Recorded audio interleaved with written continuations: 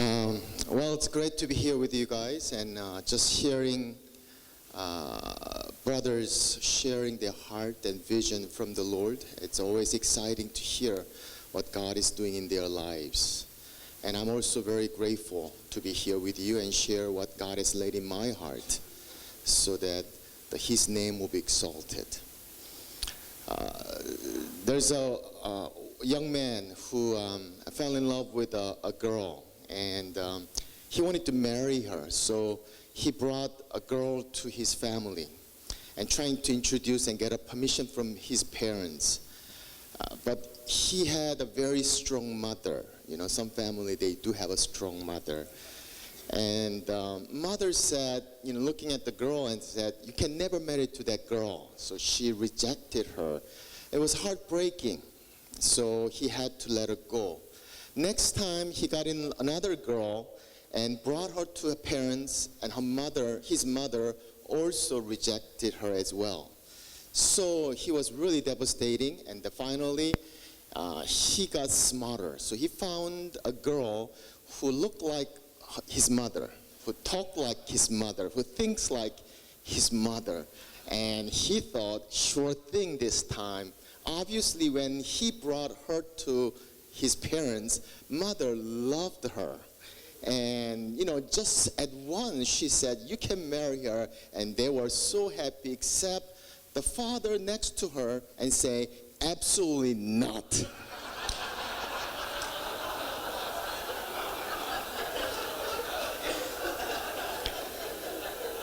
It's even hard to have one family to come together in unity.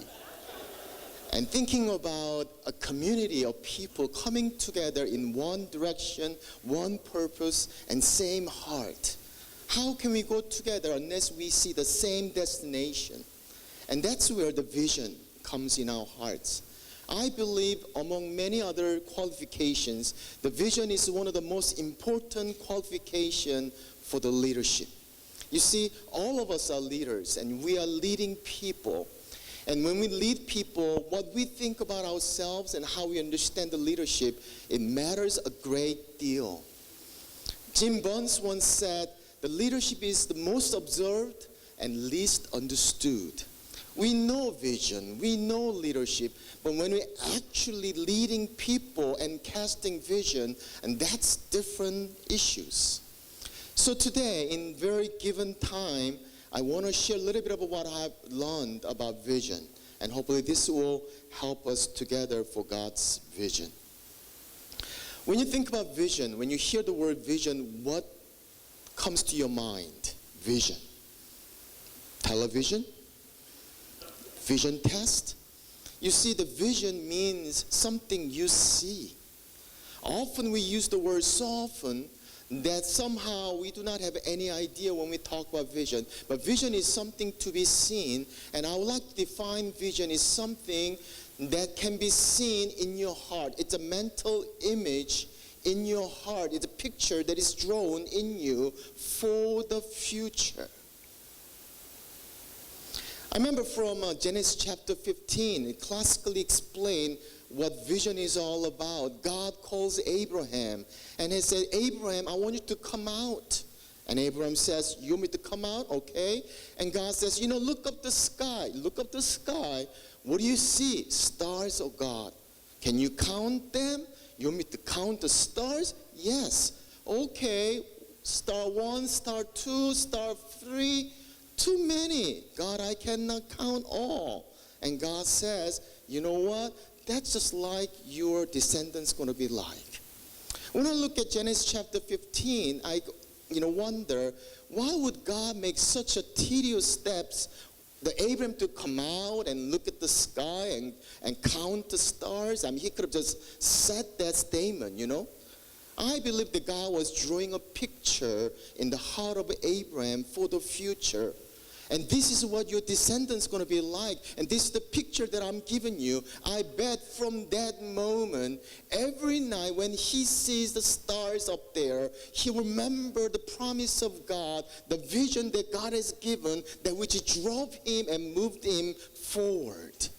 I think that's what the vision is all about. It's the picture drawn in our heart for the future, and that moves us, that grabs us, that focuses us, and that changes us. And that's what the vision is all about. I remember one book that I was reading, and the pastor was written that book, that he had a vision, and he had a vision to have a church for the unchurched people, and the church has grown, wonderfully. And later on, he was in the newcomers meeting. And he was listening to everybody else's testimony, and he heard that how they were away from God, and they came to know Christ. And listening to each and every one of testimony, he would put his hands on his neck and say, you know what, this is it. This is what I really wanted to see. This is what I came all the way. This is something that I can give my life for. That's what the vision is all about, that drives us, that moves us, and we'll be able to say, this is it. It's worthwhile giving all my life if I can see that taking place in my life. And that is what vision is all about. And that helps us even in our leadership transition and even growing for the next generation, because that is something from God that moves us continually.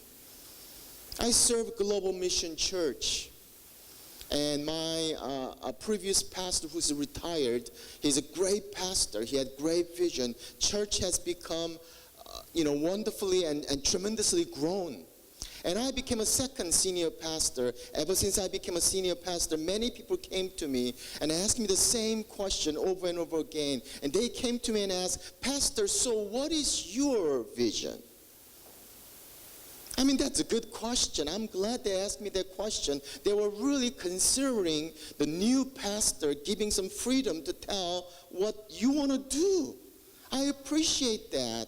But at the same time, I thought, if every leadership changes and they bring their own vision, then how can vision come true in the community that God has laid his hands on? So I came to answer to them and saying, you know what? What is your vision, Pastor? I said, same. It's the same vision. The vision God has given to our church, even though leadership changed, we still have the same vision, because that vision is a picture drawn for the future for our community from the Lord. The vision is a picture that's drawn inside of our heart for the future, that we see it and we see to that take place. Then we ask question, then how do we get the vision? The source of the vision. The vision is very important to many leadership scholars. There's many books been written for the visions, and there's many chapters has been written for the definition of visions and result of visions, and what vision does and how vision is implemented. But there's one chapter that is often dismissed or very short. That is the source of the vision. How do you get the vision? The secular leadership scholar has been studied, and they came up with the one answer. They say the vision can come from intuition. So you ask them, where do your intuition come from? And they say it's the experience you have over a long time, and with that experience, the inspiration comes, and boom, there is intuition, and that's the where vision begins. So we ask question, then how do you get the inspiration? And they say, we don't know. They don't know. It can happen to one person. It may not happen to another person. You just simply cannot guarantee how do you get the vision. But the spiritual leadership, we know where the vision comes from. Even Genesis chapter 15, we hear God says, from the vision, God's word came to Abraham. The vision comes from God.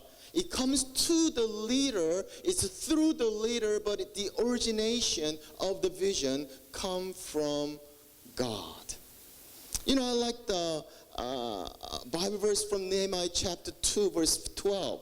I believe from all the Bible verses, I believe that verse so close to my heart for the vision.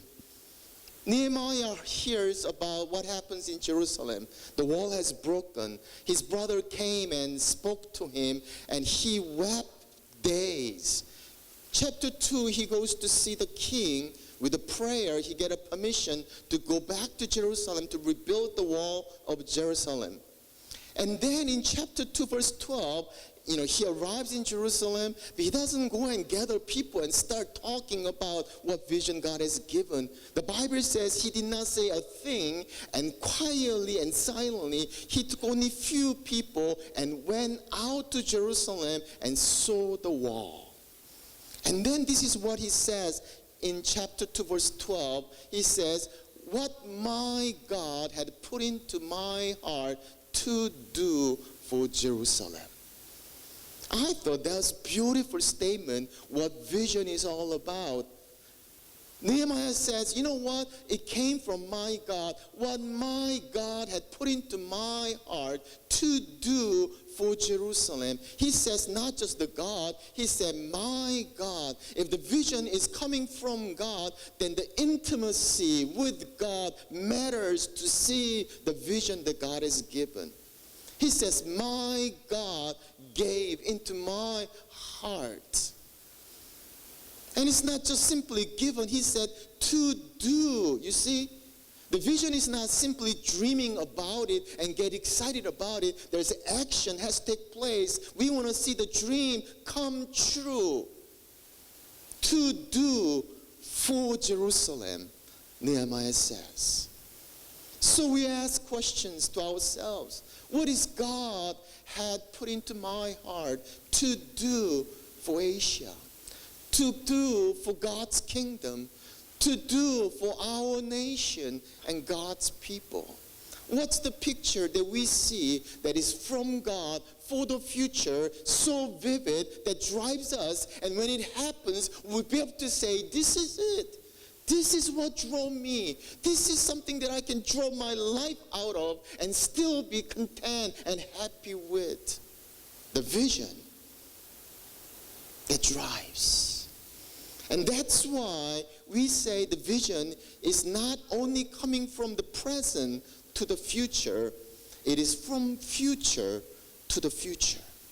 Because we start from God's promise for the future. Oftentimes the question is asked, how do you define the ambition and the vision? And sometimes we as great ministers of God doing great ministry, we're often confused. Is it my ambition? Is it really from God's vision? We think it's God's vision, but we are afraid it may be ambition, so we get very hesitant. Or sometimes it's our ambition, but we want to do it in God's name and for ourselves. You see, the ambition is from myself. It's beneficial for me. Where God's vision is from God, and the sole beneficiary for that vision is the community that God has set up.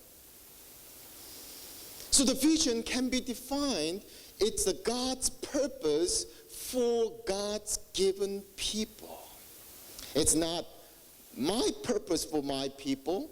It's not my purpose for God's given people. It's a God's purpose for those who has given me as a leader. It's His people and His purpose for His people.